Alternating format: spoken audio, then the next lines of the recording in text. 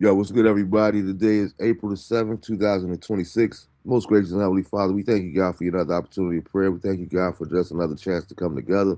We ask you, God, that you bless our conversations as well as our viewers and their families as well. In Jesus' precious name we pray. Amen. Yo, what's good, everybody? Y'all come on in, get in the comments, join the conversation tonight. I want to say happy born day to a few people. I want to say happy born day to my both of my cousins, uh, Kevin Bergman and Jerry Bergman, who celebrated this past week.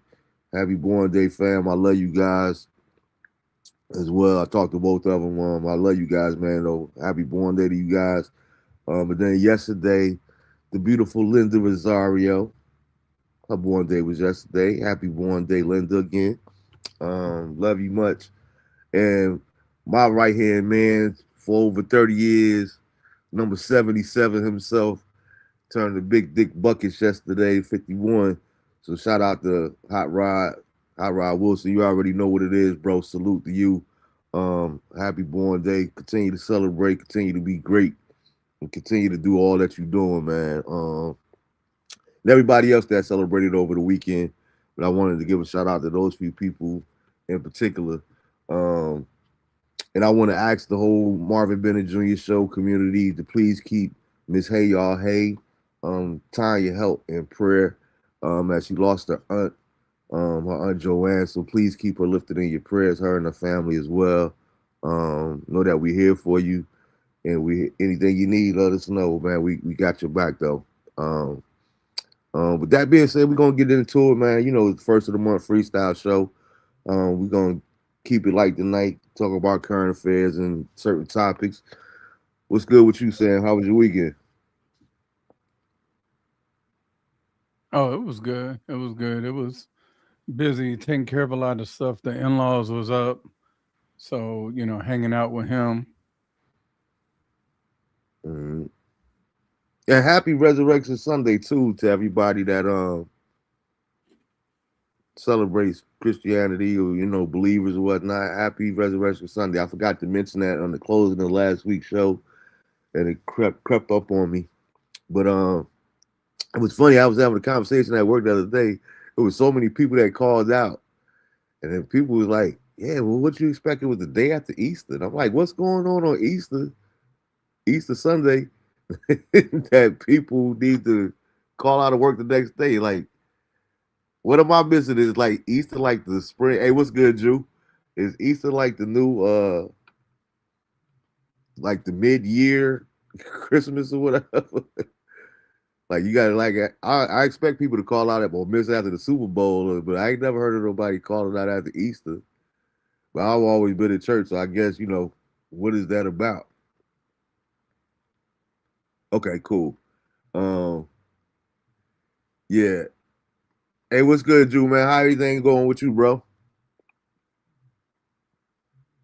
I seen you posted another video too. I gotta check it out.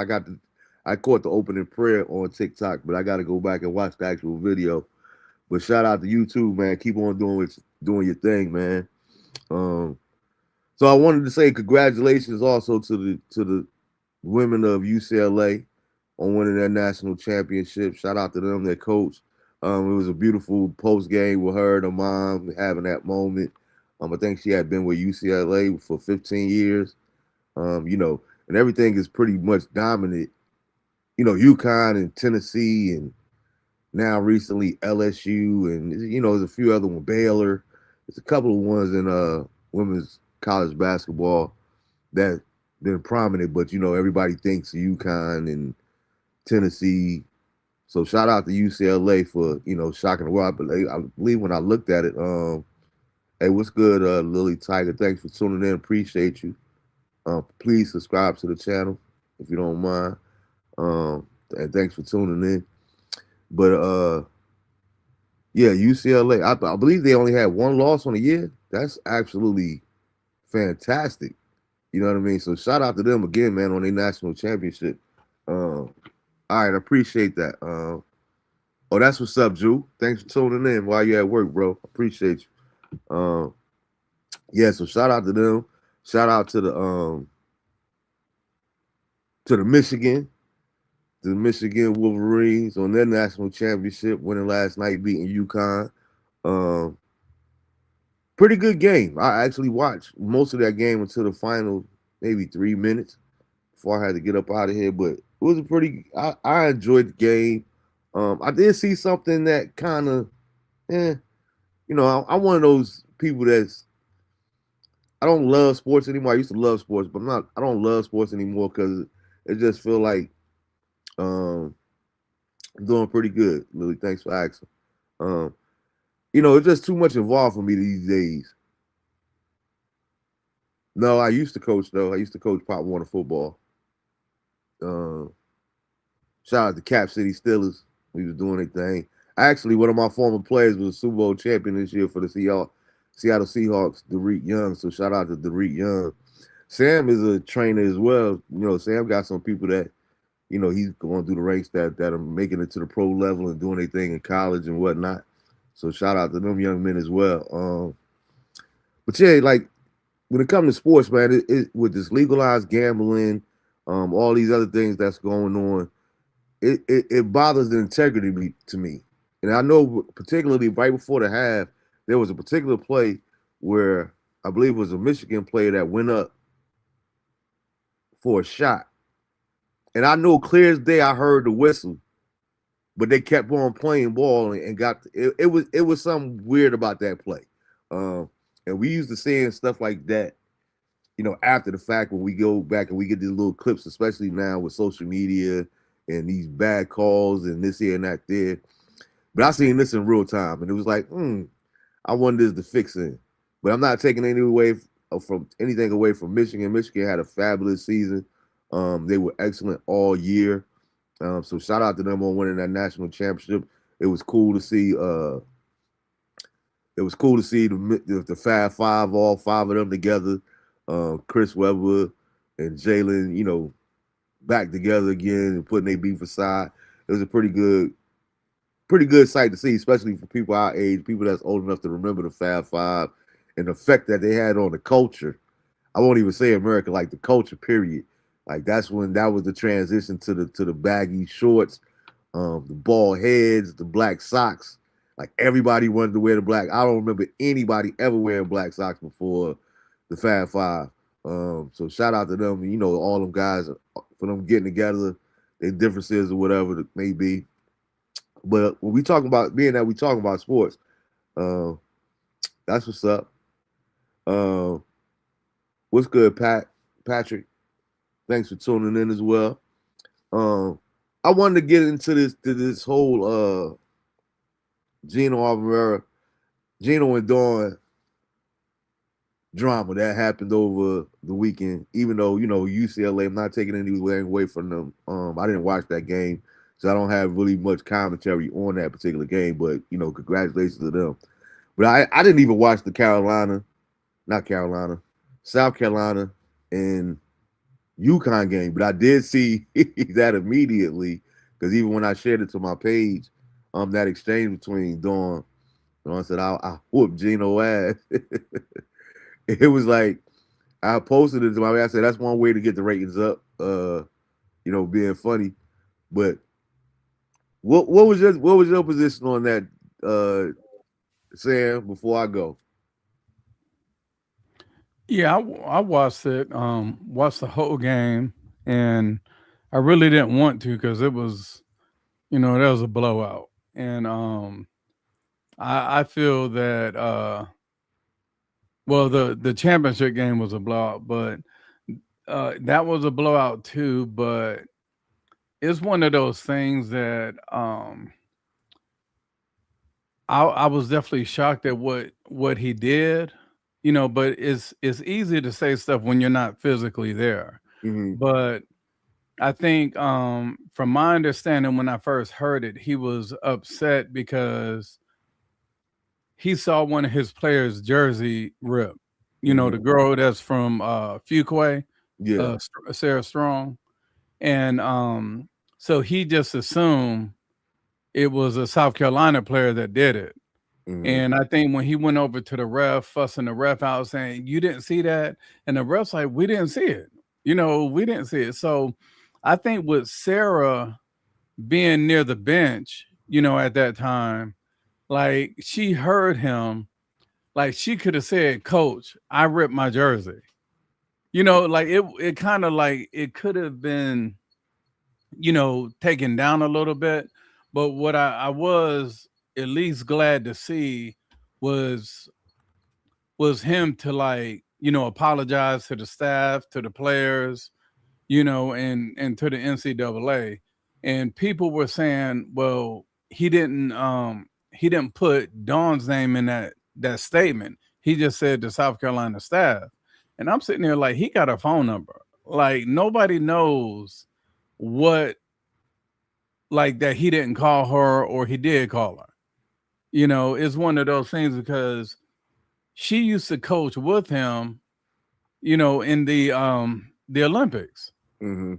So I just think that, I think it was definitely blown out. It was definitely his account, but I think there was so many things that was missed that kind of could have, taken it down. And I hate how the reporters, instead of making it about South Carolina win, they wanted to basically, even going into the UCLA game, they didn't want to focus on the win. They Mm-hmm. wanted to focus on that. And Yeah. I think that's why I have an issue with our media. They just want to they just want the hate stuff. Mm-hmm. Yeah. And I'm glad you went too, because that you gave me a different perspective to look at it from. Like with me, I've been I'm not I won't go as far as say a fan, but I've supported or tuned in here and there to women's college basketball for years now. Gino, it was totally classless to me. I'm a put it there for me. Um, and that apology was BS. I don't even. I rather you had not even done it for the manner that he did it. Because he's a big crybaby, and the reason that I say that is because I remember years ago, back in the '90s, early 2000s, Pat Summitt used to say the same exact thing. That's why people they shocked how Gino, he's a sore loser. He's that. It's nothing new. Gino used to go back and forth with Pat Summitt all the time because he could not stand losing to Pat Summitt, yo. He could not stand it.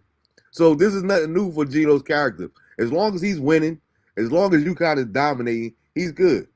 But his proven history is notorious that he is a sore loser. He does not take a losing well. And the problem that I have with that is, like I said, as a former coach, as a former athlete, it's like, how do you hold your players to a certain standard where you lack it yourself? You know what I mean? We expect our players to have sportsmanship. We expect our players to go out there and shake hands. And then for him to get up there and talk about, well, yeah, I've been in this business for X amount of years, and it's customary that we do a pregame shake. And then the footage show, did they have a pregame shake? Absolutely, they did. Dawn Staley shook everybody hand in the pregame. So that was lie number one that you got caught out there. Then all the years that I've been coaching, I've never seen anybody with equipment malfunction, a jersey get reps, and they tell us this here and that there. Go back and look at the video. The young lady, Sarah, she ripped the jersey herself. It wasn't even the South Carolina player that did it. So it's like all these things. And then when he did the when he released the formal apology, he didn't even mention her name. And I'm one of those people that's big on, if it's done publicly, it need to be handled publicly. If it's done privately, then we handle it privately. You know what I mean? Like, if you do something to me in the public, if me and you get into a disagreement or argument on this particular platform, I ain't gonna come to you behind the scenes off the platform and say, you know what, Sam, I was out of pocket. I apologize for the role that I played in our disagreement. You know what I mean? I need to, if it happens on the show, I need to make the apology on the show. You know what I mean? Like, what kind of apology is that when you don't even mention the person's name that you're supposedly apologizing to? Like, that was so problematic for me. And like I say, I just think that whether you talk about religion, whether you're talking about coaching, whether you're talking about any aspect of life, you have to be the first partaker of your word. I don't want to hear anything from a preacher that's not living the life that he's preaching about. I don't want to hear anything from a coach that isn't exemplifying the character or the traits that he's asking me to do. If he's asking me to be somebody that's involved in the community, I need to see you doing some community work. You know what I mean? Some volunteer work here and that there. And I just think a lot of times we we um we ask for things from others that we're not willing to do ourselves, and I don't think that that's right. I think Gino, he was definitely out of character for that. Um, I'm glad they lost. I'm glad they lost. I'm glad everybody got to see it. And to me, I'm a Jersey kid, so I was definitely going for UConn men the whole time up until Saturday when I seen Danny Hurley defend Gino. Oh, he's a great guy, and this that has nothing to do with what he did. You know what I mean? Even good people do bad things here and there, and bad people do some good things here and there. But you can't condone that or try to justify what he did and his whole tantrum. Like, cause that's really what it was. It was a grown man having a tantrum at post game. Now, I still would like to know what was said because Dawn asked about it when they asked Dawn about it that night anyway. She said, ask Gino what he said. She wouldn't even get into it because she wanted, like to your point, Sam. She wanted to keep the spotlight on the girls. On the women on the basketball team, not her and Gino. She didn't want to make it a her and Gino issue. You know what I mean? Yeah. But it was just one of those things, man. And like I said, I just think that we got to hold ourselves to the same standard. You know what I mean? That like even with parents, how are we going to be parents and we try to do these different things and you know, and we don't expect our children to do something, but you lead by example. That's the best policy as far as I'm concerned. Hey, what's good, Patrick? Appreciate you for tuning in. Um, uh, what else? Oh yeah, you said you got that video pulled up. Pull up that video for me, Sam. The what's his name? James Ivy, is it? Yeah, Ivy. Yeah. So this is a young man. The video that we about to play is a young man that was released from the Chicago Bulls. Um, because basically, long story short, he didn't want to support. He spoke out against the NBA supporting Pride Month or Pride Week, whatever it is. I think it was Pride Month, and as a Christian or his beliefs, and they fired him for contract. What is it? Conduct detrimental to the team. So here's the video. Let's share the video. Well, one of the videos anyway.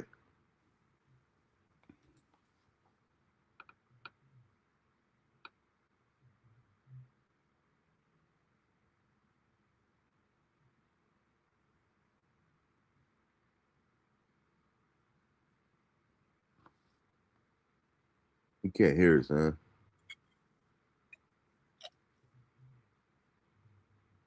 You said you can't hear it? Mm-mm. Hold on. Let me.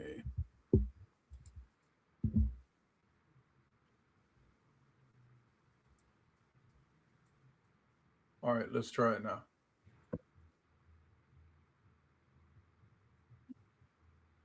Nah, it's playing, but I can't hear it.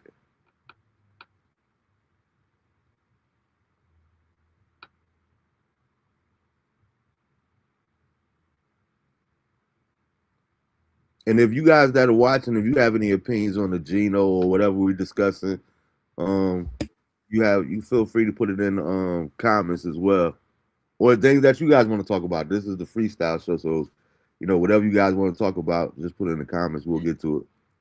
Yeah, there may be a setting on your side that you have to, if it's mute. Yeah, it's showing that. I don't see anything. Now I don't see anything where I can like control the volume. Just either add or remove.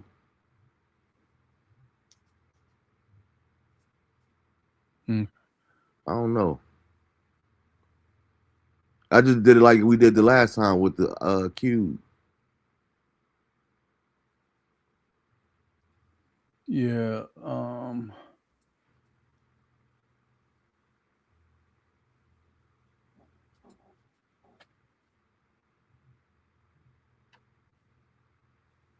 Yeah, I Yeah, don't know. It should be. you can hear it on your end. Oh yeah. Yeah, I don't know what it is.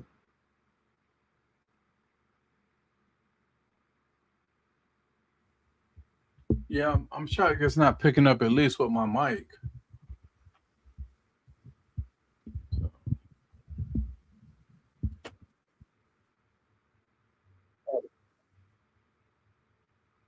All right. Yeah, don't worry about it. Yeah, because I can't. I still don't hear it. Drew said there's no sound either. He can't hear it either. But he pretty much was making it. They. How do you guys feel about that? They let him go from the Chicago Bulls, and I had posted it last week. I don't know if you guys seen it, but I posted it on my Facebook page. The explanation by actually see if you can pull that up, Sam, and let me see if I can share it to you from my page. If that'll make a difference. Billy Donovan is Billy Donovan giving his explanation of them terminating him.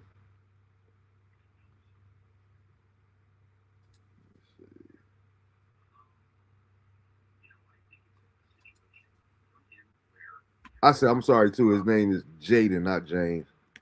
Jaden Ivy. But how do you guys feel about that? Do you feel like that's the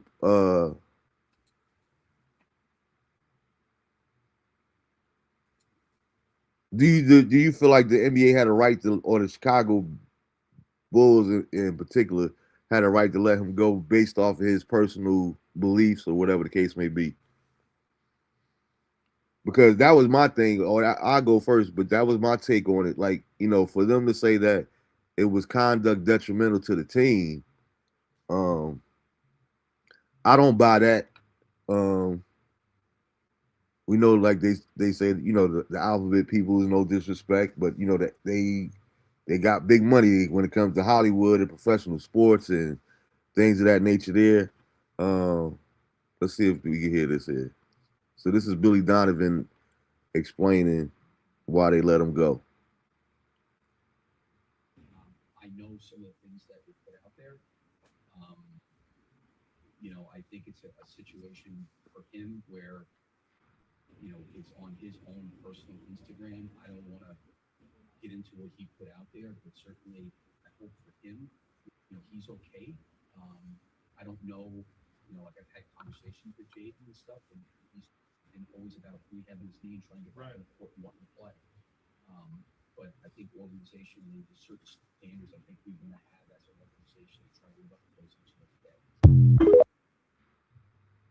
Okay, and did it, I don't know if you guys heard it that good, but I heard it, but it was kind of low.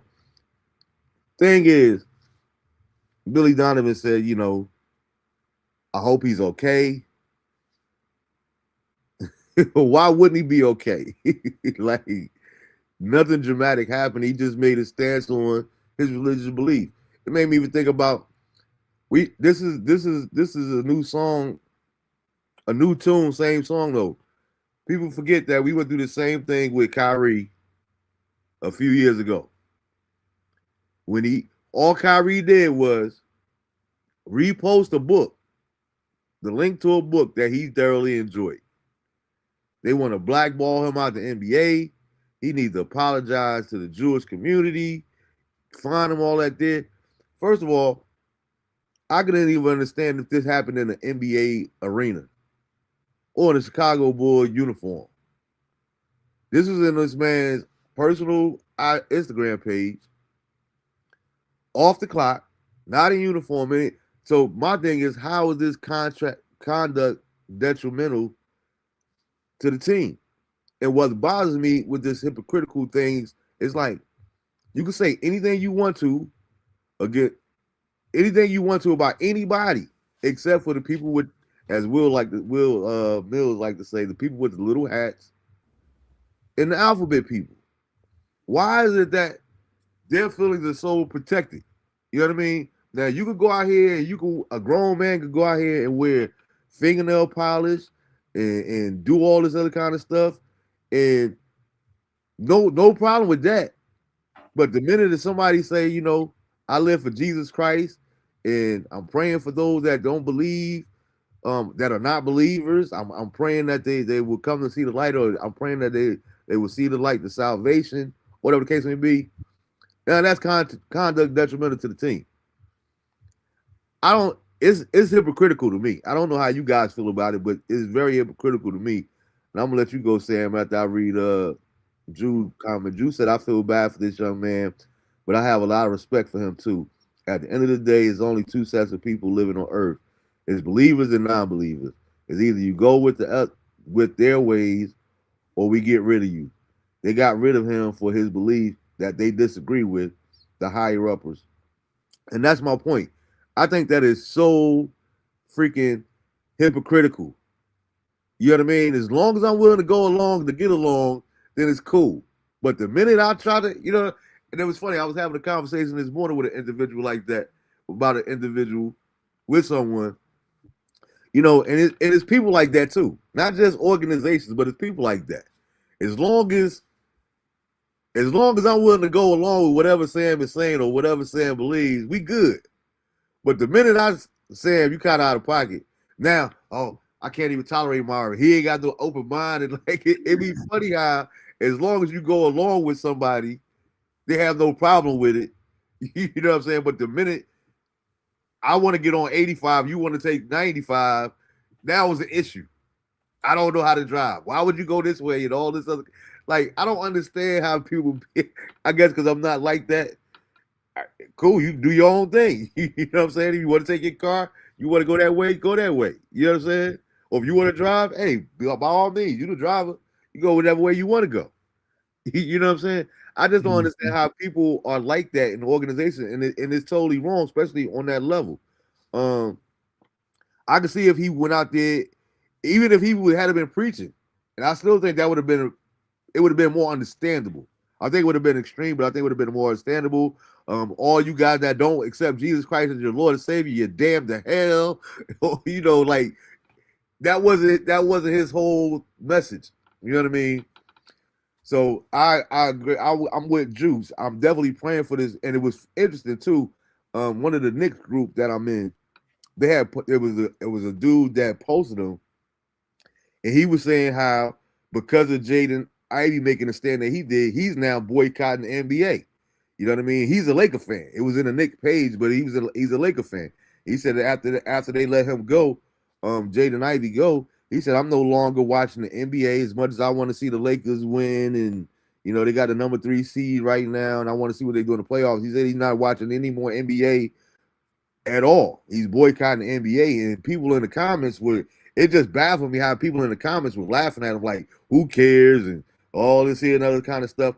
But to Drew's point, I respect it because we know that the society that we live in, and we know what he's capable of losing. You know what I mean? Mm-hmm. And that's the type of people that I like to be around. Those are the type of people that I respect.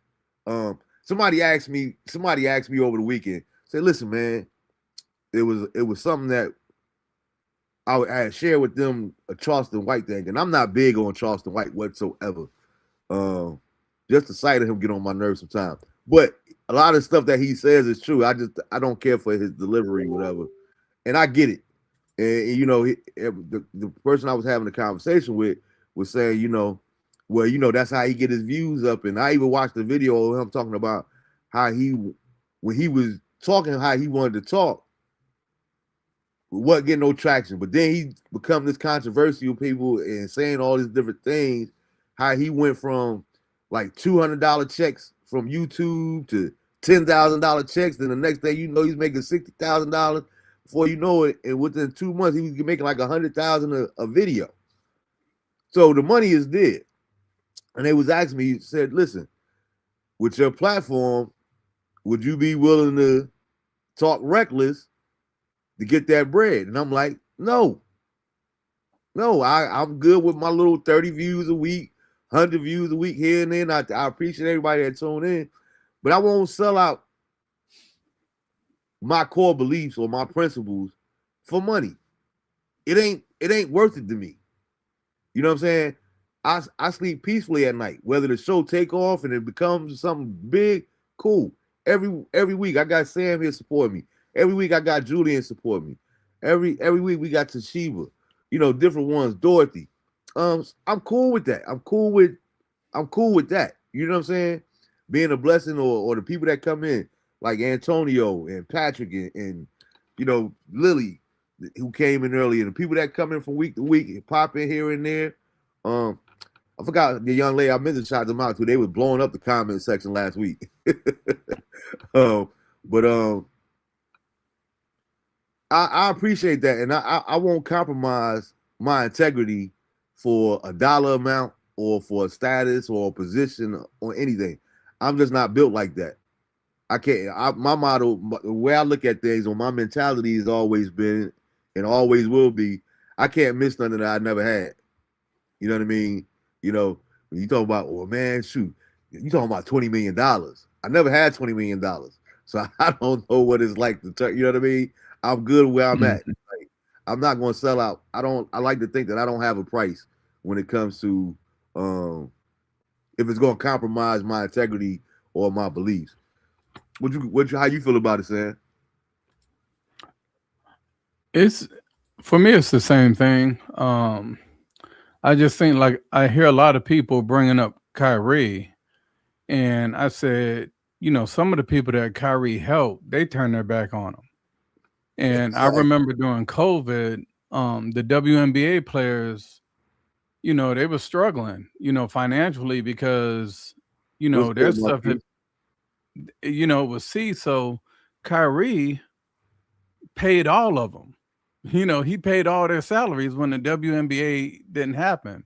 But then when he got messed around by the league, not one WNBA player came to defend him after he gave them millions of dollars. And isn't it something how quick people forget? None of the female WNBA players came to defend him, and he actually put food on their table, money in their accounts. Literally. Yeah, so it's one of those things like with Ivy, he has to understand like the NBA is no longer about skill. Well, most sports is getting that way. You look at WNBA, you look at it's more about just Absolutely. selling. It's about the show, and I kind of feel like now it's getting to the point to where like back in the days, kids would swear up and down that wrestling was real. And then as we get older, we find out, oh, they're just actors. They're doing Yeah. this stuff. So Mm-hmm. now when I look at an NBA game or even a football game, I see that same thing. I see them like refs dictating the game. Like how long has that been going even before that one ref got caught, and wrote the book and Yeah. he exposed all those people. I Look think at the Sean all the McDonough. Yeah, look at all the basketball players now getting busted for not gambling. They're getting busted for faking the injury, so they're over and under and all that. Just like one kid lost his career over $700. Like that's what he was paid, but he made whoever was betting win over 100K, and all he got was 700, and he got booted out of. He can't play college ball no more, because that's ethically wrong. So when it comes to stuff like that, it's kind of like with the Don Staley Geno situation. Everybody human, they do certain things, but at the end of the day, the NBA is pushing this thing of being inclusive. And to me, inclusive means exclusive. Exactly. They don't want to say black people no more. They want to say people. They don't want to Mm-hmm. simply specify us. They want to put us with that group. They want to put us with all these other things like they're watering us down. And I just think because he spoke about, I mean, think about all the some of the NFL games. You look at how they're editing. Like CBS did it real good when the football player said, "I want to give honor to Jesus Christ, my Savior." Mm-hmm. They edited that out. Mm-hmm. And you look at like just what they're trying to do. Even did you see the UCLA and South Carolina game? The girls. Nah. Well, I Well, the had it national on, but I had it muted. well the national championship game. They filmed it where they edited out her father. So they wanted to seem like she was raised with a Betts and her sister was raised without a father. And his father, I mean, it's hard to miss him. He's 7'1", like, but he was there. But then you have to go to her Instagram page to see them taking their family picture. But every time they show the arena, how many games you see where they show the parents and they show both parents? Mm-hmm. They intentionally cut him out just to focus on the mother. So that's the narrative that people just got to wake up because they want to destroy, even though they're biracial. I forgot what country their father. He's from the UK. He's British, Mm-hmm. and but they wanted to seem like all these black women is doing it on their own. Yeah. And it's like I'm not saying that there's not some out there that's not, but I'm just saying the perception when That's you not. have Yeah. two Yeah. you have two active parents, why are you going through that extra effort to crop the father out the picture Mm-hmm. or the video? That's why every time they showed the mother, they showed it like how our faces are zoomed in. Yeah. When I look at other stuff like when Indiana was playing, they kept showing the father and the mother. Yeah. They did that with everybody except for Lauren Betts and her sister. And that's why I stopped saying certain things like that to prove your point, Sam. Just to back up your point. That was a good analogy, or good comparison, rather. What I remember, what do we always say? I remember having even in previous years on this show, we've had conversations. When it comes to the black community in the hood, you got so many single parent households, mothers, and this here and that there, and it's like we keep saying that, and people actually saying it, and we just run with it. See, what I was saying was a good comparison when you talked about wrestling, because I did a survey one day. I did an inventory on my own personal life, and I'm like, you know what? I do know a lot of people without their dads in their lives, or might not know who their dad is. But I know that many more people that are from two-parent households in the hood that have lived with their father. You know what I'm saying? Raised by their father, their mother and their father. So I understand, to your point. Yeah, some people are like that there. Shout out to the women that are doing it alone. Shout out to the men out there doing it alone. I know men, single parent dads that are out there holding down a household, raising daughters, raising sons all by themselves with no help, no nothing. You know what I'm saying? So shout out to all the Yeah. single parents that's out there that's doing it. But that's a false narrative that we like to run with. You know what I mean? When I thought about, like I said, the Fab Five. I think with the exception of Gene, like all of us had our fathers in our lives. Rodney, who I just talked about, rest in peace, the big Clay. Like, there's so many people that in my immediate circle or that I went to high school with or known throughout life, they know who their dad is. You know what I'm saying? So, and I do know a lot of people that don't know who their dad is, whatever the case may be. But to make it seem like it's 80% of the hood, I just don't think that number is true. But that's the picture that we like to paint. And I think that, to your point, we got to stop falling for it. Because like you say, they promoting all this kind of stuff here. Here it is. I was reading something the other day about how they trying to cancel Cat Williams now. Because Cat said something to the effect of, they got to stop putting all this homosexual stuff in cartoons or whatever and let children be children. You know what I mean? And it's like, I'm not even going to get into all that there, but I was having a conversation about your favorite president, said Barack Obama, and how a lot of this stuff, as far as inclusion and gay rights and everything, came under his presidency. You know what I mean? And as Christians, I need somebody to really understand this for me. Hear this rather. We as believers, we have to stand for something. You know, the scripture says that if you be ashamed of me in front of man, I'll be ashamed of you in front of my Father. So for Christ you live, it should be Christ that you die. If you're a follower of Christ, you got to, you know, you can't be lukewarm. It ain't cool to be a Christian in private, but publicly be a regular person. You know what I mean? Hey, when I get, I can ask God to forgive me. You know, woo, woo, woo. But out here, you know, it don't work like that. You know what I'm saying? You need to practice what you preach. And as a human people, as a human being, as an American citizen, rather, I'll say it that way. As an American citizen, I respect. I have no problem with how with whoever anybody wants to sleep with, whoever they want to be in a relationship with. That's your American God-given right. However, as a Christian belief, as a Christian, I can't condone it. Now I have no heaven to put you in. I have no hell to put you in. But if you ask me how I feel about it, I'm gonna let you know I don't agree with it. I don't support it. No, I'm not coming to no weddings. No, I'm not. You know what I mean? Even if you family, whatever the case may be, I can't take a part in it. Now I'm happy for you, and I'm glad you found love or whatever the case may be. But I'm not gonna partake in that. You know what I mean? So, and I agree with Cat, and I don't think that he should be canceled for it. I think we got to stop putting these in these kids. That's what's jacked up about them now. All these different conclusions, all these different tests. I always tell people all the time, man. I used to mean it funny, but I mean it.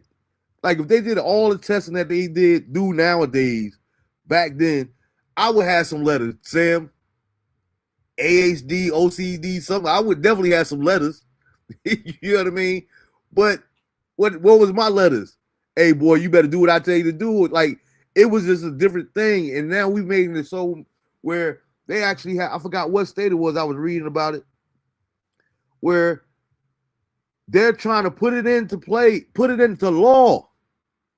Not just play, but actually put it into law where the child gets to determine up until I think the age was 7, what gender they want to identify with. This stuff is getting out of control, bruh. What kid like and Cam? I was watching an interview with Cam, and he was making a good point. Cam Newton, and I don't do Cam Newton either.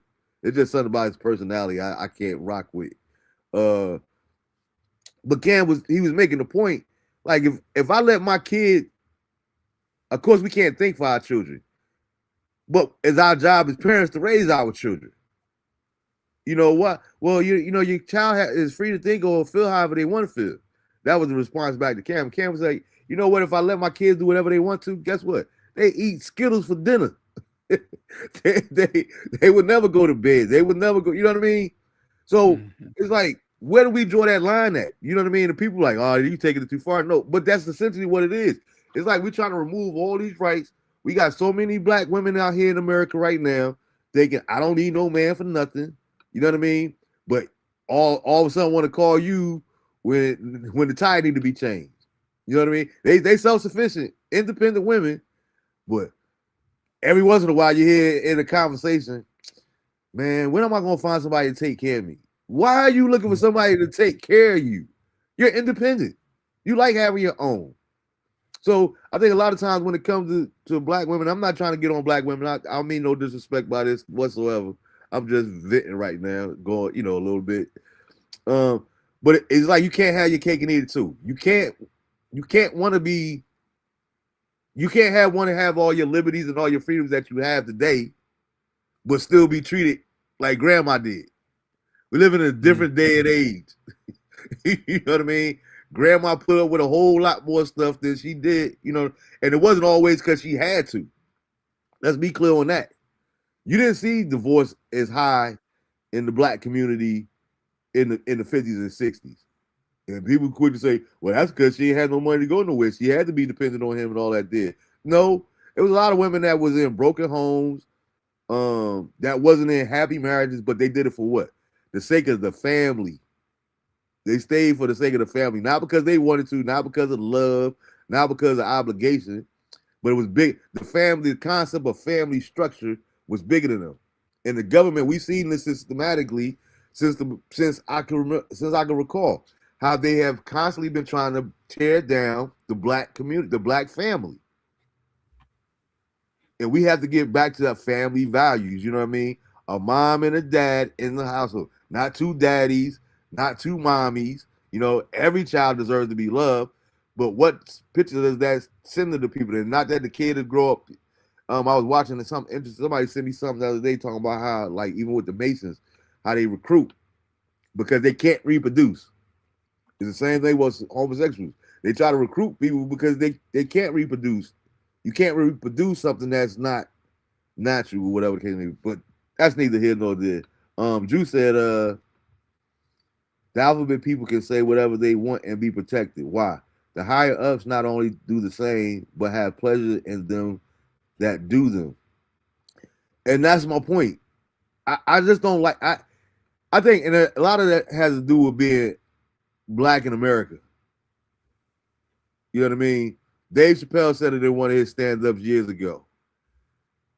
I'm like Dave. I'm kind of jealous of their movement because they have become so relevant and so protected, as Drew said, and have so many different rights and have a voice. It only been a movement for what, 40 to 60 years. Well, we as African Americans, we literally built this. Our ancestors built this country, but yet and all, even with years ago, when they came up in Atlanta with the what was it, the anti-Asian hate bill or whatever the case may be, down in Georgia, I forgot the exact title of it, but it was something that was put in the law that you couldn't hate on Asians no anymore. Yeah, How, that was the Stop Asian Hate bill. yeah, there you go. How's everybody moving? We've been here since the beginning. How's everybody moving ahead of us on the justice system or all these different rights? How is this? Because we don't. Well, I spoke to this on the other podcast, but we're the only community, and I'm speaking in general, that relies on other races to help us. Asians, though, like when they did that Stop Asian Hate bill, Asians didn't even want that. They ain't even asked for it. Like they literally didn't ask for it. But they know that Asians donate more financially to campaigns and all that than black folks do. So what are they going to do? They're going to try to cater to their biggest donors. So the situation with that is like Asians didn't even care. You actually had, that's why they still voted the same way. Like almost 40% of Asians voted for Trump. Even though they 2 years prior, they did pass that Stop Asian Hate bill. Within 30 days after being submitted, it passed and was signed.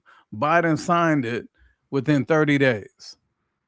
So that right there, that's why you have so many people, so many black folks that's leaving, like just becoming unaffiliated, because we're sitting there. How long people gonna allow the people you vote for to promise you nothing but hope, promise you nothing but change, and when you rally and vote for them, you get none of that.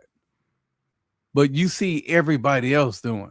Like Obama literally laid the foundation for LGBTQIA. He laid that foundation his first 2 years because he had a filibuster-proof Senate. He had 61 votes. He had 59, and he had the 2 independents. So it couldn't be filibuster. He broke the record in Congress by gaining 88 or 82 congressional seats. Like they had a 277 seat, it was like 277, where all you need is 218. So he pushed all this stuff through, but the main thing that he pushed through was the Affordable Care Act. And the Affordable Care Act, what a lot of people don't understand, the biggest provision that was in that Affordable Care Act was surgeries for gender changes. So now it's subsidized. So now taxpayers was paying for it. That's why a lot of people like. I'll be honest. After I voted for him the first time, after all that stuff started going through, because I looked behind the lines, dude. I ain't vote for him the second time. I'll put it that way, because he promised all this stuff, but everybody giving him props because he built a basketball court on the White House tennis court because he wear a tan suit. Oh, like it's like black folk, just like with Kamala. And I know that's your girl and stuff. You had your Harris and everything, But the thing is like she even tried with tennis shoes because they're like, oh, the black people like tennis shoes, boy. They lick the bottoms. The Chucks and Pearls. But the thing is, after she lost, you ain't seen her in a pair of sneakers. You follow, like, what do they give us? They get, the other side gives like people that was poor that made it, but they gave us Megan Thee Stallion. They gave us Cardi B. They give us like all this stuff that we don't. They hype us up. They try to buy us with entertainment. So my thing is like, I tell black folks, you can't be upset with what you voted for. And I'm not saying like particular parties, but you have to start giving weight behind your vote. That's why I tell people, become unaffiliated. Get off any plantation. Become unaffiliated, and they literally call you to poll you to see what it is that you're looking for. Like if you're already a part of a political party, they don't try to find out what your needs are, because they know if you're a member of Democrat Party, especially black community, 95% you voting Democrat.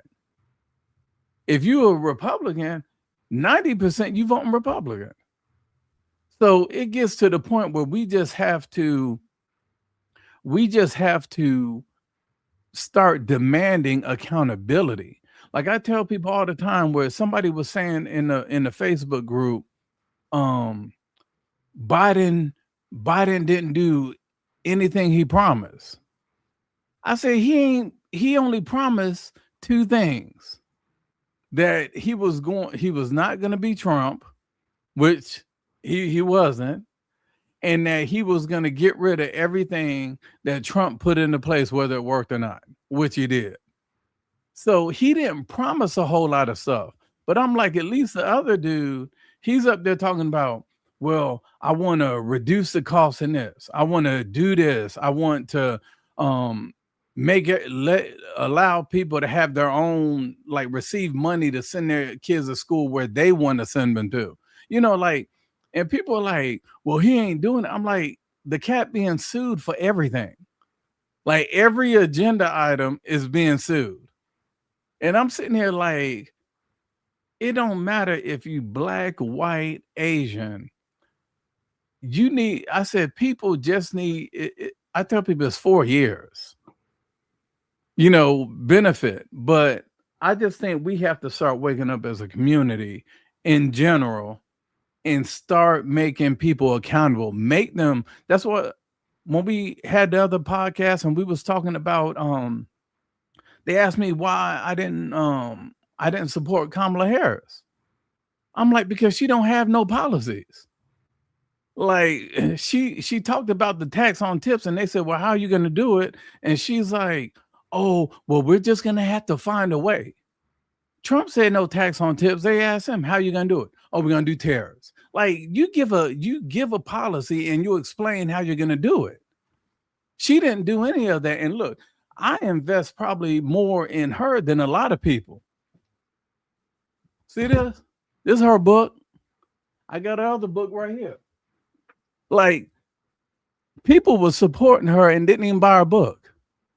And that's the thing. She had that fake love because you don't have real love or real support if you burn through $2 billion in 90 days. Oh, excuse me, 107 days. Because everybody for the other dude running against her was doing their stuff for free. Guess what? Because they supported him. Ain't no way Oprah should have charged her $2 million. She the richest black woman in America. That was a write-off. Who? Al Sharpton. Ain't no reason why she should have had to pay him $500,000 for him to boost her up. So Beyonce getting 5 million, Eminem getting 1.8 million, Cardi B getting 2.5 million. That's not support. That's that fake love, like Drake used to say. Yeah, it's just a jacked up system, period, man. And I just get tired of everybody moving ahead of us on the totem pole. Like it's crazy to me. But that's neither here nor there, man. Juice Yeah. says she trying to blend in, tried to blend in and appeal to the masses for votes, and yeah, that's exactly what she did. But Yeah, but she didn't learn from Hillary. Hillary threw that concert with Jay-Z, Beyonce on election night till 3, 4 in the morning, Katy Perry and all them, and she got blown out. She should have learned right there that don't work. People are looking at their pockets, they're looking at the situation. They're going through COVID where everything was shut down. They going through that. They weren't caring about. And then Megan, like, she do the dang on concert, and when Megan finished performing, half the dang on Mercedes Benz arena empties out. Soon as, because they just promote it as a free Megan Thee Stallion concert. yeah, So you just they got to made the stop pandering to mistake. people, period. Not just black people, just pandering to people, period. And like I said, at the end of the day, I hear exactly what you're saying, but it still don't make it right. You know, for I don't like that. Even as a black person, even if I wasn't black, I'm talking about the principle of a thing where like what we talking about with Jay and Ivy, like if you have the right to feel free, if you have the right to be gay, if you have the right to be whatever, why do I have to be apologetically a Christian? You know what I mean? If you get to be who you are, why do I get to be who I am and voice myself? Oh, I got to censor myself though. I got to watch what I say because I'm in jeopardy of losing my job if I say anything. But they never gonna fire you because they scared of a lawsuit. It's like they so protected. All these and like I said, I'm like Dave. I'm kind of envious of the progress that you guys have made. I'm kind of envious. It is saddening. I'm laughing, keep from crying because it's sad. It's saddening and it's heartbreaking. But it's like people like me that I just finished talking about. When you stand on principle, when you stand on merit, when you stand on your beliefs, you want to get criticized for it. But if it goes contrary to this, and that's another thing that bothers me, and that we say that for another show because we're going to wrap up. But it baffles me how Christianity, America has the biggest population of Christians, so-called Christians. We have a God we trust on the money, right? But when you look at us in general, of course, in as a whole, we are the least biblical or Christian oriented people in the world because it's the land of the free, the home of the brave. You know what I mean? Over here, we get to do whatever we want to do, say whatever we want to say, be with whoever we want to be, and still call ourselves Christians. I thought that was real interesting. I posted it. Dag, I meant to send that to you too, Sam, so we could have pulled that up. But the whole, I don't know if you guys seen it on my Facebook page. If you haven't, go back and look at it. An exchange with what's old girl name? Candace Owens and Don Lemon. And they whole little exchange. I thought it was interesting because they both were claiming to be Christians, but here it is. He's married. He's in a gay marriage. He's married to another man. And Candace was pretty much. Matter of fact, I'm gonna see if I can put so you can pull it up real quick. Uh Julian said, "Bro, neither Harris or Clinton was going to beat old boy. There's so many reasons that man is there. It's beyond our understanding." I told you, y'all know how I feel. That's why I just listen and I respect everybody's opinion. I believe it's all a stage play. I believe that we don't really. It's gonna be what it's gonna be. Things are gonna unfold the way they was gonna unfold, no matter who's in office, because we're just watching the movie play out. Spike Lee is the director. Spike Lee is the writer, the producer. You know what I mean? Either you're gonna like the movie or you're not gonna like the movie. Some people like Sinners, some people didn't like Sinners, but at the end of the day, none of us as viewers has any say so on what's gonna be put on the big screen. That's the way I feel like when it comes to politics. At the end of the day, we're watching the production play. Like even with jobs, it was funny. I was working at this particular job. I won't say where, but we want to do all these feedback. We want to do surveys. Tell us how you feel about your work environment. Tell us how you feel about your supervisor. What could they be do? Dude, these surveys are just to make you feel like it matters. None of this stuff is going to be implemented. They do not care how you feel. It's like it's all false hope. It's false hope. They do not care. They're not saying, you know what? Let's read through these surveys. You know what? That sounds like a good idea. No. They just want you to feel like that so you could be a happy employee.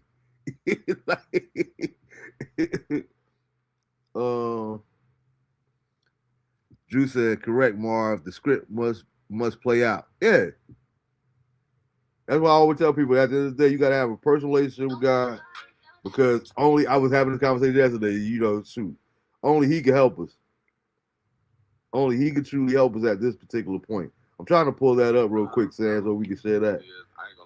And then I wanted to get into a little bit of the Mike Malone hire before we got up out of here. For my fellow Carolina fans. Where is it? After five years. Here you go. See if you can pull this one up, Sam, but we can hear it. You think it's a sin? So you think I'm because I'm not a fan of either one of them either, which is another reason I found it so interesting that I came across it. I don't know. I put it like this. I won't say I don't like Candace Owens because I don't know enough about her. I just know from the little stuff that I've seen on her, I choose not to watch her. So I don't know whether she's good, bad, or indifferent. I don't know. I don't know whether E40 is a good rapper or not. I refuse to listen to him. So I won't say he's trash. I don't know. I don't listen to him.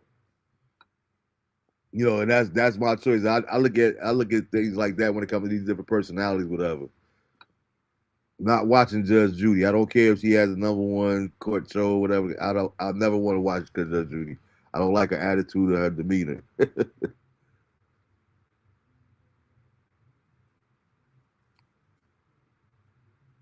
Said, Sam, you don't have value. He wasn't saying nothing then, Drew.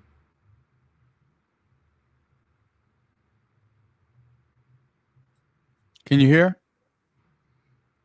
I can hear you now. I can't. Let me see. Hit play on that. See if we can hear it.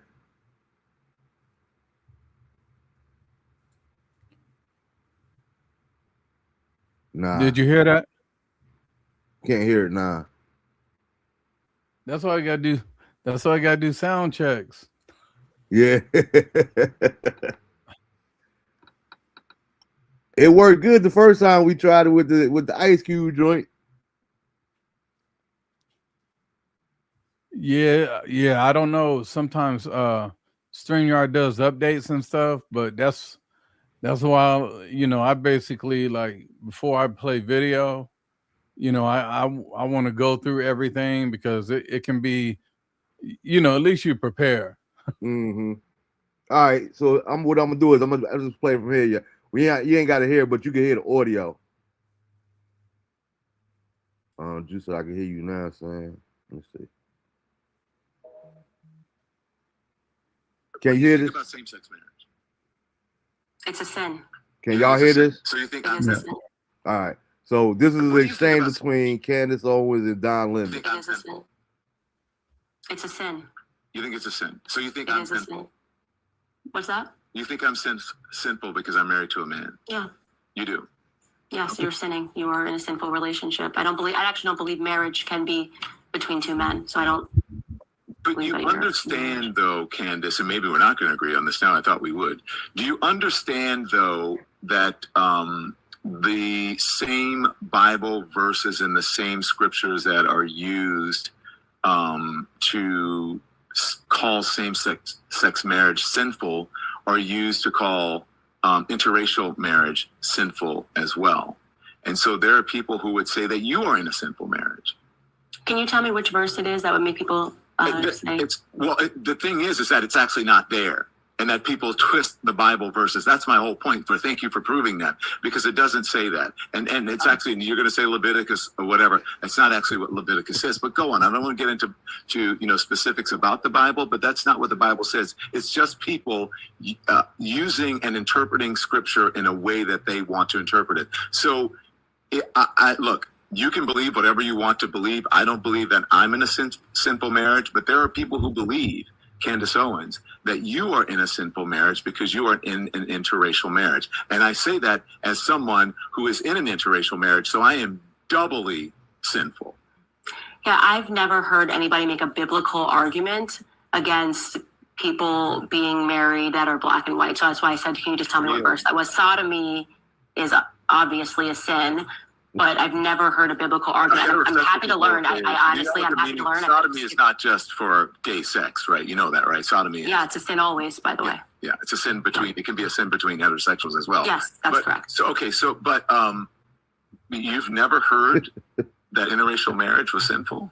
I've never heard somebody make a biblical argument for interracial. I've never, and that's why I'm saying if you could present that to me, and if maybe you're familiar with what verse that not was. A biblical argument. It's also a religious argument as well, more so than anything, that you're in a sinful marriage and that black and white people should not be married. I mean, I'm obviously very aware that people could think that ideologically, but I've never heard that biblical argument made ever in my life, and I'm happy to be proven wrong here, but I think you made that up on the spot there. So by saying that, no, I didn't actually, but by saying that you believe that I'm in a sinful marriage, does that mean, though, that I should be discriminated against? No, I've never called for discrimination. So you believe in the separation of church and state, then? Heterosexual couples can sin as well. I mean, I hope that you deal with that. I want you to be Christian and to understand why it is that sodomy is a sin and what else it yields in society. Man, that junk had me laughing so hard the first time I watched it. Because, pun intended, his butt cheeks was literally hurting. Like, he was so mad and trying to keep it together. But all she did was ask him simple, where can you show me that in the Bible that interracial marriage is wrong? Now, I do believe, it's been a while since I read through the whole Bible, but I do believe that it says something to the effect of, people, I forgot where it's at, but people were supposed to marry, you wasn't supposed to marry no outsiders. You know, when you talk about the Ruth and Boaz story, you go back to the historical context of that. Like, they wasn't supposed to marry women from this particular part of the world in different countries. So I would assume that that's exactly what he's talking about in reference to this. But to his point, that's one thing that's so tricky about Christianity to me, or the Bible, because old school saints will say, the word is the word. You know what I mean? The word is the word. And you just either you live it or you don't. You can't serve two masters. I get all of that. But it's like, how in this day and age, you fast forward to the present day, how is it that we still have all this same Bible, same word, same doctrine, because the word of God is infallible, where you have these same churches nowadays with gay bishops, the first man kissing in the pulpit, preaching from the same exact Bible. So who are you to say that you're a better Christian? Or who am I to say that I'm a better Christian for somebody that say they believe they accepted Jesus Christ in their heart, but they're homosexual? It's like, it's so mind-boggling to me when I think about that. Like, that's why I was saying what I was saying. It's like, it's funny how in America we have been so. I believe that that's the greatest accomplishment of Satan, in my opinion. He has the wool over so many people's eyes, and you say, you know what? It's like, what I believe is a trick of the enemy is what people is calling being awoken or having an epiphany or these different things, a great revelation. Nah, that's not no great revelation. It's just that he got you convinced to believe something that isn't true because he's trying to keep you from going where he could never go to again for eternity. You know what I mean? That's his main objective, is to keep us from getting to where he can never go again. Who is man that as angels, here it is, we have one purpose. God created us to worship him. Who is man that they get a choice whether they will worship him or not? You see what I'm saying? Is that jealousy? Is that contentment? And we always do that. It bothers me when people ask me, when I be at work and people ask me like that, hey, I'm not responsible for no other adult. I don't know where they at. I don't know what time do they come in. I'm not responsible for what they do when they get to work, how hard they work. I ain't got nothing to do with all that there. So don't even come to me with that there. All I'm responsible for, all I care about is me and my performance. I don't care that joker don't come to work. If he could get away with it, that's on him. I'm going to do what I'm hired to do. You know what I'm saying? Because that's my stance. That's my integrity. Some people, hey, look, this is just a check. Why I'm going to work when I ain't got to? Thanks, Sam, too. Sam said Genesis for creation, Ephesians for marriage, and Galatians for spiritual equality. Genesis 2:24, where a man leaves his parents to join his wife, becoming one flesh, in a passage Jesus referenced in Mark 10:6-9. Also Ephesians 5:22, wives submit to their husbands. Husbands love their wives as Christ loved the church. Drew said she needs to go talk with the black Hebrew Israelite. She will hear it loud and clear. That joint sounds so weird though. Yeah, this is the thing. When you look at Genesis, right, in 2:24, where a man leaves his parents to join his wife, it doesn't say when a person leaves their parents to join their person. Mm-hmm. It don't say where a man leaves his parents to join his husband. Mm-hmm. Or it doesn't say when a man leaves his parents to join another man. And then when it says Ephesians 5:22 and 23, wives submit to husbands. Husbands love wives as Christ loved the church. It don't say husband, for both ways. So when people try to say that argument, that's why they're starting to come out with all these versions of the Bible to where they make it non-binary. So it doesn't say man, it says person. And like they're trying to turn that in like they're supposed to exegete the text. You give the word as if you understand what the author was doing, not your own. Like, I don't turn it into my thoughts. Marv, you're not supposed to turn it into your thoughts, and that's why I think when the one thing I do respect about Candace Owens, I saw her, I'm not sure who all saw her interview on the Breakfast Club, but it got like over 10 million views. Like, she was squared away when she did that. You know, like she did her thing, and there was certain things she wasn't on the up and up when it comes to, like, black culture. Like when they said, God is good, and she was like, "Oh yeah, amen, he is." Like they was getting after her. But the thing is, you have to respect that she will call somebody out. And when Don Lemon, he's used to people trying to like be nice. He's like, "So am I in sin?" She's like, "Oh yeah, you are. You sinning." You know. No, and that's the thing I loved about it. He was so passive. Not to cut you off, but he was so passive aggressive with it. You could see the frustration. You could hear it in his voice. Well, I thought we was going to agree with it on this, but I guess we're not. Like, dude, he was so in his feelings.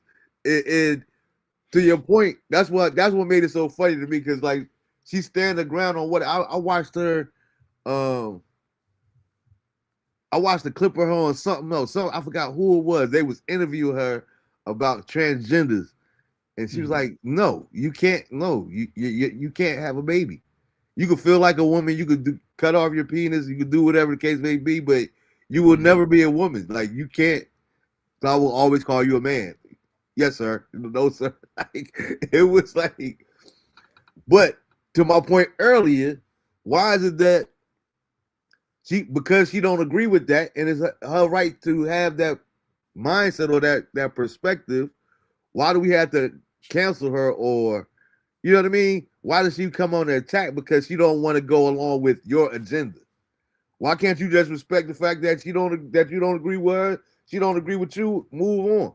Why does everything have to become such an issue when people don't see the word like we do?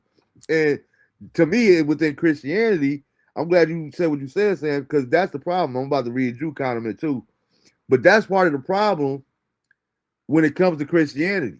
Because based off of your explanation, when you said, a man leaves his parents for his wife, you got people these days that make the same argument that, well, then a woman can't be a bishop.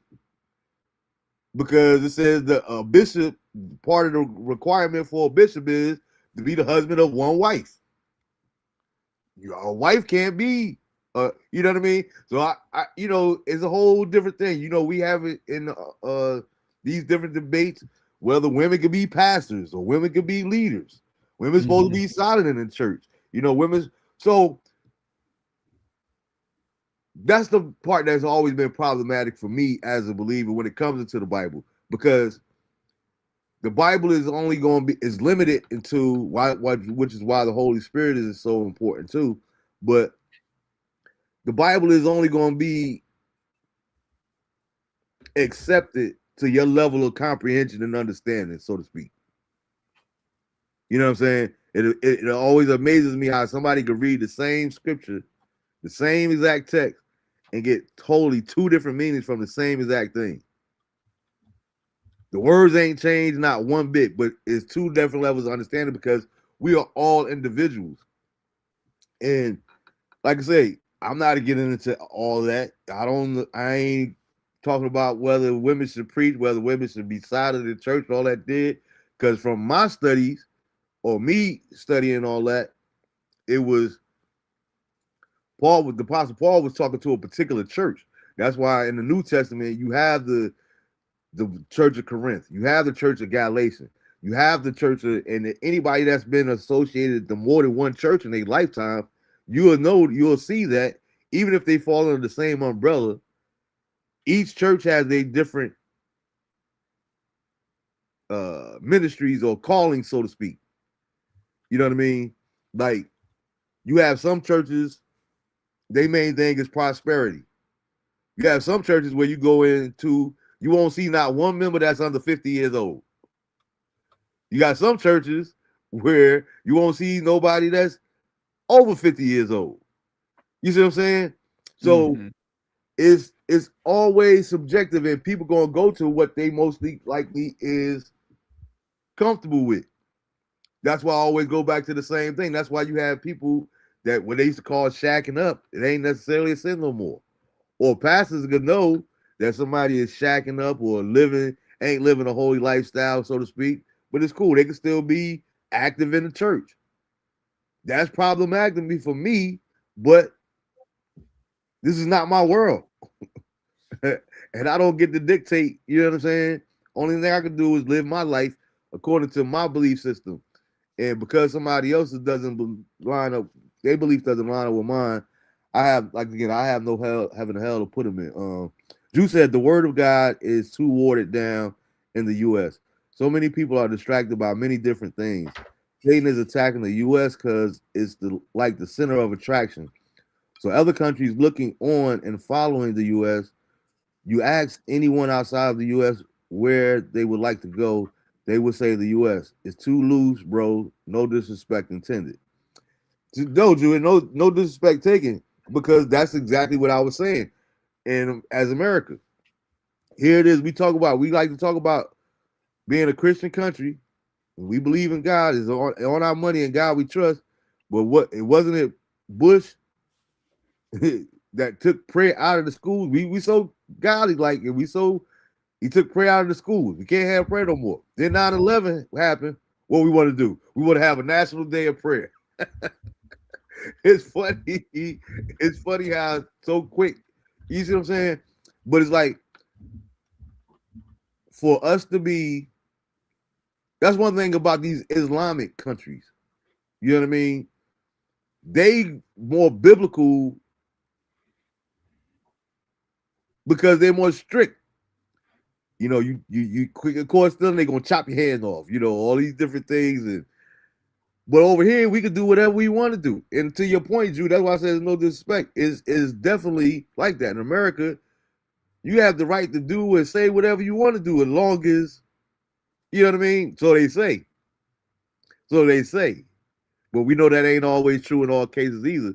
But to your point, is no structure, is no. You could just come and help go along to get along here in the States. Sam says the Bible is considered an active supernatural force that transforms lives rather than a stagnant historical text. That's why they call it the living word. You know, and I tell people that's why you can have 10 people read the same scripture, and it'll impact those 10 people in 10 different ways. Mm-hmm. And I did want to mention, I know you had mentioned about Bush taking prayer out of school. Actually, it was done in, I think, 1962, 1963, where the Supreme Court removed school-sponsored mandatory prayer. And it came in, I think it was Eggle and Winch. Eggle and Vital, because we studied it in seminary. And the thing is, the school boards, they basically removed it from being mandatory in 62. The Supreme Court did. But a lot of school boards and stuff that still have Christian values, they continue to do it. Mm-hmm. So that's the thing. It was that case. So after 1962, nobody had to pray in school. That was something that was handled basically by every individual school board in every state. Yeah, but when Bush got into it, when Bush did what he did, couldn't you get in trouble for actually pray? It wasn't where it was mandatory. No, you couldn't. Took away the option from you. Like, I remember when living in Little Rock, Arkansas at a particular time, and people wouldn't necessarily. It wasn't like it was mandated, but they had to get in trouble. But people would get. It would be a big deal where people got to bring their parents to school because they would try to pray in school, and you could get in trouble for that. Your kid could possibly get. Yeah, but that could have been the school board. Remember, the school board regulates everything that school in that district does. That's why every district has their own school board. And they vote on certain books that can be in the library, certain books that can stay out. But it was removed from being mandatory in 62. Now, somebody chose to do it. That's on them. They could take it to court and all that stuff for a violation. But that's also now is a violation of Title VII of the 1965 or 64 Civil Rights Act. If you look at Title VII. You know, and that ties into the First Amendment now, you know, with the main point being religion.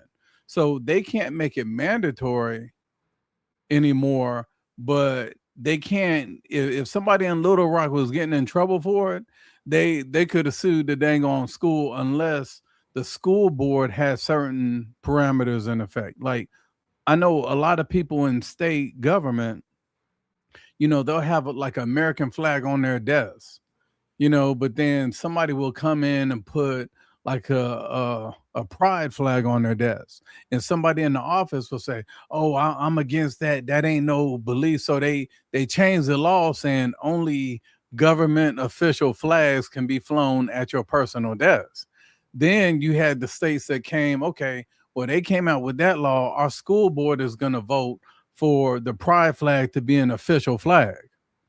So like that's the purpose. Like school boards, that's why I tell people school boards have a lot more power than people want to give them credit for.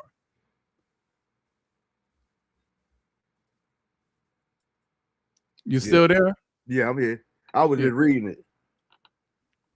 I got to do more research on it. I know it was something it was something about prayer in schools. It had something to do with schools in particular. And I hear what you're saying, but I'm not talking about whether it was mandatory or not. I'm just talking about whether you was permitted to if you wanted to, which is supposed to be American. But that's a violation of Title VII of 1964 Civil Rights Act. What? That's the reason. Schools? If somebody keeps you from doing that, like they can't make you, but if a student wants to go before they eat and they want to pray, they can't stop them from praying. That's a violation of Title VII.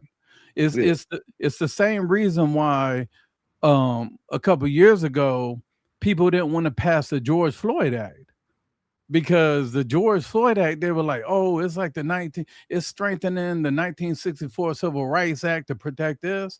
I'm like, no, the 1964 Civil Rights Act covered everything, especially under Title VII, which talked about your religious preference, your sexual preference, your gender, your skin color. That's all under Title VII.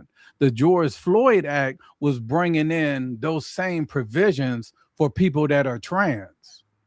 That's what I read the whole George Floyd Act. It is specifically the only edit from it that was different from the 1964 Civil Rights Act was the stuff about the LGBTQIA stuff. But they had people gaslit out here talking about, oh, that's this and that, and it's a violation. They always try to pull black folks to be their ally. But when black folks need those people, they ain't nowhere to be found. Mm-hmm. So I think Terry Hardy is asked, is that why they took the Pledge of Allegiance? It was good, T. After it was taken out. This is the thing. Like I'll tell you, like here in Raleigh, Ravenscroft, every morning, every class they do the Pledge of Allegiance. NRCA does it. Almost all the private schools in this area say the Pledge of Allegiance. What they did was, and this is why some people wasn't feeling Obama. He basically did what the civil rights did with the prayer. He didn't make it mandatory. He gave school boards a choice to regulate if that school district had to say the Pledge of Allegiance or not. Because to this day, every private school in Raleigh, they say the Pledge of Allegiance at the beginning of the day in homeroom. And that's from K through 12. So I just think it wasn't taken. It was basically just the school. Like a lot of things are being taken from the federal level and moved to the state level and the district level, because North Carolina is not like Iowa. Des Moines, Iowa isn't like Syracuse, New York. Every state has their different principles, their different morals, even within those cities. So I think that's just what we have to take. But I do know the prayer that was specific. Like we had to do a case study and stuff when I was at Southeastern on that. Yeah. Like to me, I think it all should be optional. Yeah, I mean? But this is the other thing. You have Muslim kids, like when they started, it happened really big when George Bush allowed all the Somalis to come to the U.S. and gave them permanent residency status. When George Bush did that, the Somalis began to be integrated into the public schools. and they started to say, I refuse to say the Pledge of Allegiance. I refuse to pray to Jesus Christ. So they're the ones who really push it, and they started getting all this social services money, all this EBT, all these provisions, and they started taking that money and paying politicians to vote how they wanted to vote. They were literally the tip of the spear of removing prayer out of school or not making it mandatory, the Pledge of Allegiance and all that, because it makes them uncomfortable. And me personally, I agree with that. Like, same way I could pray to Jesus if I want to, where it don't be necessarily mandatory. They should be able to pray to Allah, as far as I'm concerned. You know what I mean? That's no. It wasn't that they was keeping them from praying to Muhammad or Allah. I know what you're saying. They didn't want to hear Jesus Christ or my Lord and Savior Jesus Christ. So it wasn't making them pray. They didn't want to listen. I didn't say that it was making them pray. I agree with that. Just like with me, hold on. What part do you agree with? That you shouldn't have to. If you don't want to pray, you shouldn't have to pray. When I go to these, you're not hearing what I'm saying. Of course they shouldn't have to pray, but they didn't want to hear it. Like, they wanted to be removed from the class while other people was praying. They didn't want to hear it. That's the point I'm making. So that's what they lobbied, to have it to where it couldn't even be spoken of in the schools, in public schools. Because Ravencroft, they pray, NRCA, they pray, NRCA is, Christian based. But that's what I'm saying. Is like, I'm asking you, so you agree? Are you saying you agree that nobody should be able to say a prayer?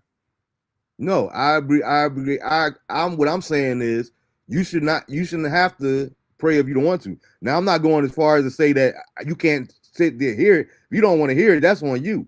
No, but that was what I'm talking about. That was the issue. It wasn't they was making the Somalis pray. Okay, so we talking about two different things then. That's what I'm trying to. Yeah. That's what I'm trying to get to. I'm talking about something totally different. They didn't want to hear it. Like, so they rallied to pay for people to get on the school board that will vote that out of school, so they didn't even have to hear it. Okay, so back to my initial point though, how is that even possible in a so-called Christian society? Because of money. Again, money is more important than your principles or your belief system. If you could pay them to put this in the act and in the law, that's wrong. That's why those Somalis are not real Muslim. Because a true Muslim, like, I remember when I came from the Middle East, I had crossed over. I was as militant as they was. There was a time where I was in the Nation of Islam. I was trying to sneak off the base, put on my suit and bow tie. I was on the corner of Murchison Road and Shaw Road selling dang on bean pies. I went through that phase. I had to study that stuff. I was doing all the prayer and all. A lot of brothers did when we was over in Saudi. So, but the thing is like, there's certain things, like a good Muslim doesn't put a hand on his wife. He's a protector of his wife. And that's what people don't understand. Like, 90% of Muslims are Sunni. The 10%, those are the ones that's trying to kill every American. Like Oklahoma City bombing, remember that? Mm-hmm. That was these guys in Iran that did that. You look at the Marine barracks that got bombed and 250 Marines got killed. That was these cats in Iran. You look at when the U.S. was leaving Afghanistan and the suicide bomber took out 13 soldiers when they were leaving the country. They announced they're leaving.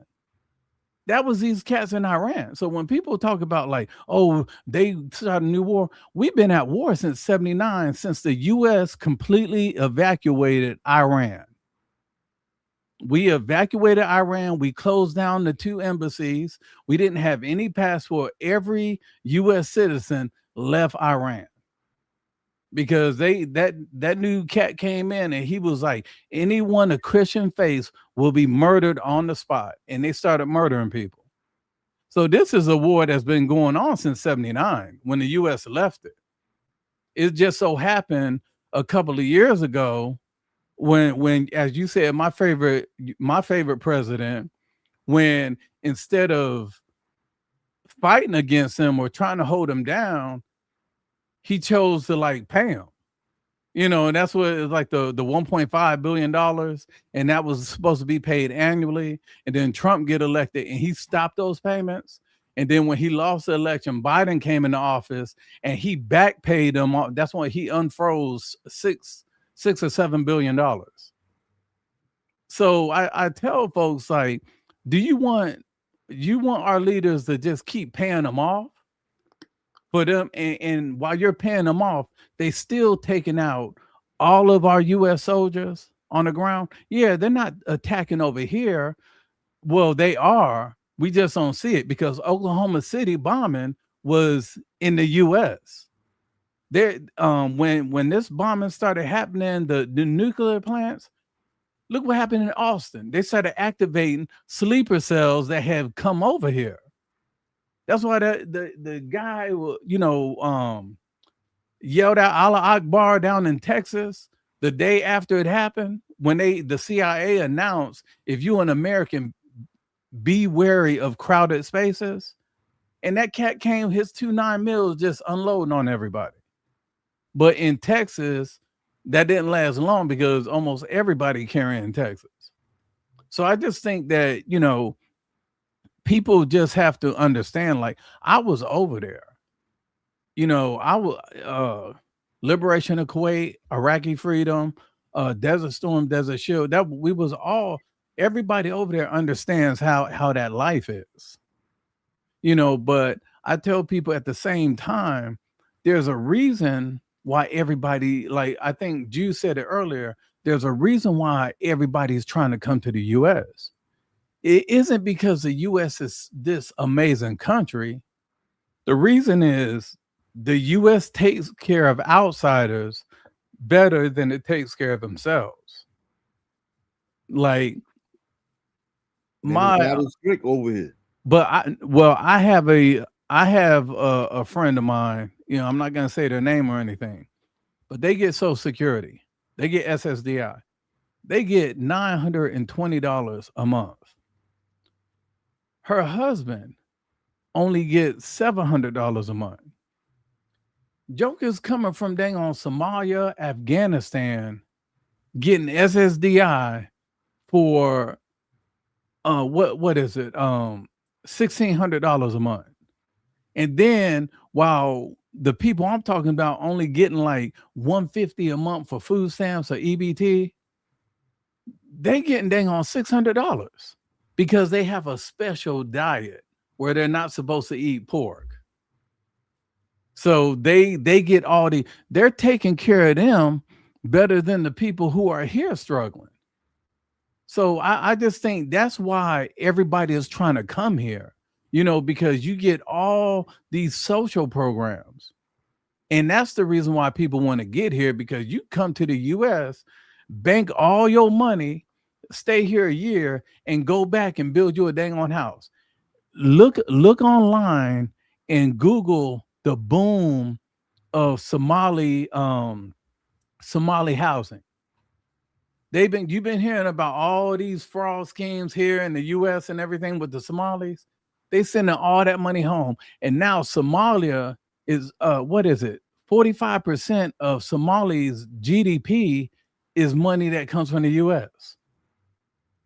So that's the thing right there. That's the stuff I have an issue with. So that's why I tell folks, like, be mindful, be aware, hold your leaders, church leaders, political leaders, coaches, hold them accountable. Just like how you was calling out Gino earlier, at the beginning of your show, you calling him out, like, you got to be at the same standard.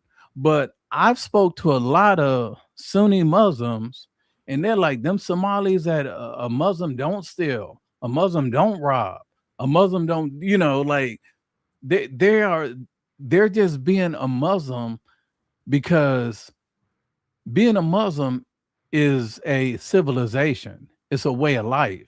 Is based off your religious beliefs.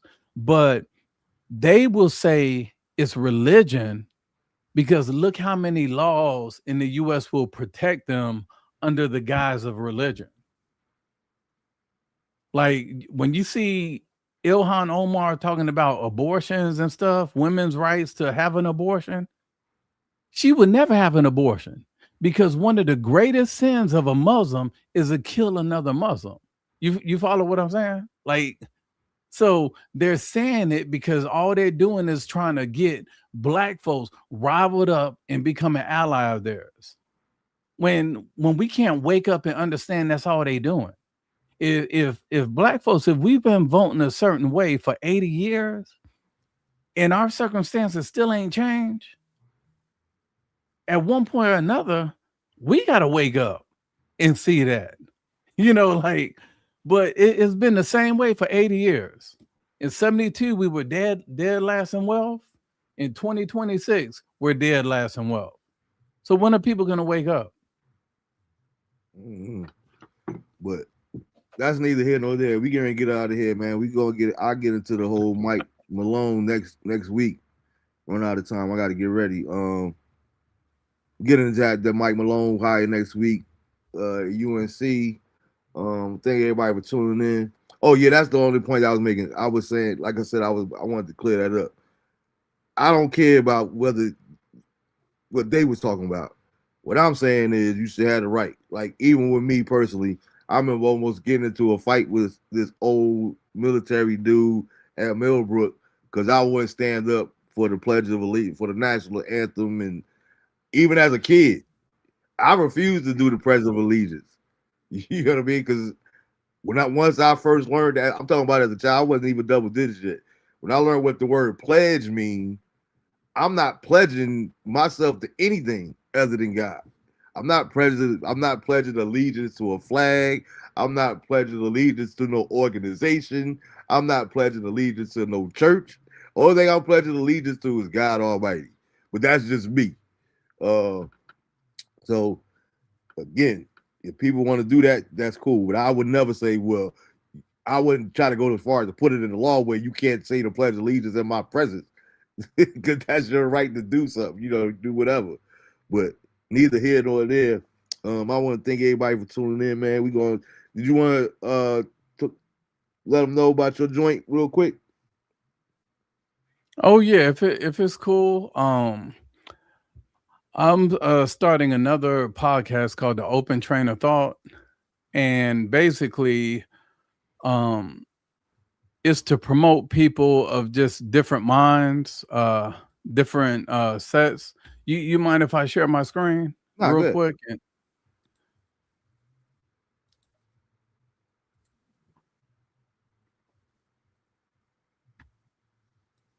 Yep. So this is Open Train of Thought. It's the YouTube page, and basically, it's going to be something dedicated to bringing together people of different political, moral, social, economic, and life experiences for just respectful dialogue. In a time where it's easy to stay in echo chambers, we believe the value of listening, questioning, and understanding viewpoints that aren't your own. That's the goal, just to make the world kind of like, the barbershop used to be. Like you didn't agree with everybody in the barbershop, but you would listen. Yeah, we get heated sometimes in the barbershop, but then everybody chill out. So I think that's what the platform is supposed to be. Is basically going to be also a lot of reactions. So we may play a video like about Trump talking about he about to take out the whole civilization of Iran, and kind of like dissect that, and which he did a few days ago.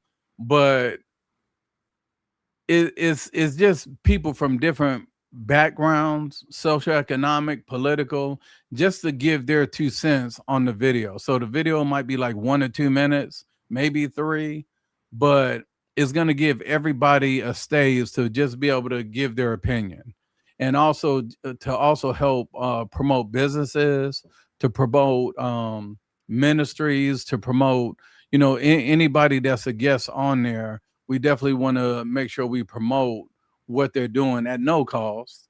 But if somebody has something that they're doing, a mentoring program, somebody is a coach, like I saw you mention Capital Steelers, and I know one of my boys, he's been coaching with the Steelers for probably, I know he's been trying to retire for like 10 years, but he keep doing it, you know, and just kind of like how to help benefit the community. It's not necessarily fundraising and stuff, but it's kind of like bringing awareness, especially for the coaches that sacrifice their time to coach, their families sacrificing, sharing their husband, sharing their dad with all these other kids. So I think it's definitely going to be productive. I know I'm definitely going to want to have you on there. I'm going to want to have Julian, anybody else listening. You're welcome. We do have a Facebook page called the Open Train of Thought. We're on Twitter. Just type in Open Train of Thought. Um, the logo is basically a train. Let me open it up. So that way you know where you're at. And I think this photo here kind of represents what the organization is about. Well, the podcast is about. When you look at this photo of the people standing, or yes, standing up and sitting, they represent. You notice that there's Hispanics, there's white folks, there's black folks, there's Indian folks, there's Asian folks. But the one thing that they all are, that they have in common, is they're all American. So that's the goal, is just to continue to promote dialogue, just communication, because I'm one of those people. I like to talk to people that don't necessarily understand me. That's who I like to speak to. I like to learn different things. So hopefully it'll do that. But I appreciate anybody that follows, subscribes. Definitely join on Facebook. The Facebook group is where we get kind of like the topics that we'll cover the following week. So if it's something that's, people are just going back and forth in the Facebook group, is one of those things that I'll find a clip that we'll watch and review and just react to it. And that's it. But I appreciate you, Marv. You always, it goes both ways, the love and support. Like you always there, Jew's always there. Hopefully I see Terry in there and some other people, but the thing is just to promote dialogue. No doubt.